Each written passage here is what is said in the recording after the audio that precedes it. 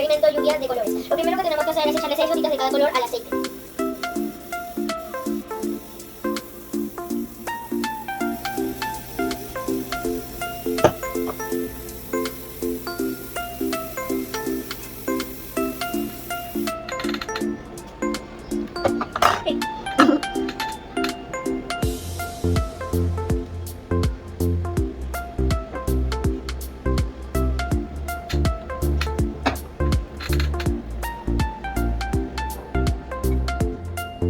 Bueno, ahora vamos a revolver hasta que las gotitas de colorante se hagan pequeñitas.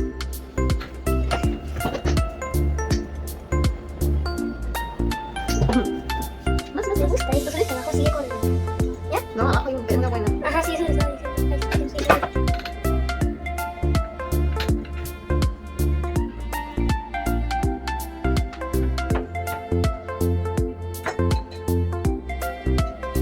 Yo creo que ya está. Sí, ya está.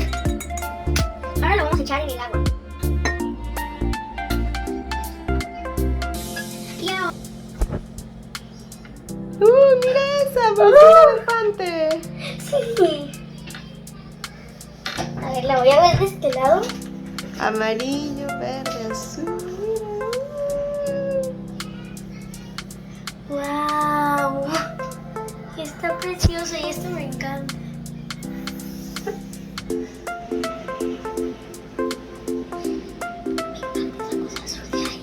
Sí, bravazo, ¿no? Sí, qué emoción. Oye, hay algo bien pedazote, me parece una medusa.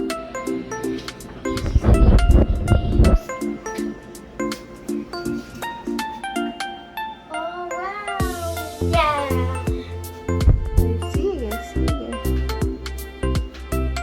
Es una tormenta ya. Sí. Si acercamos se ve bien cómo se hace.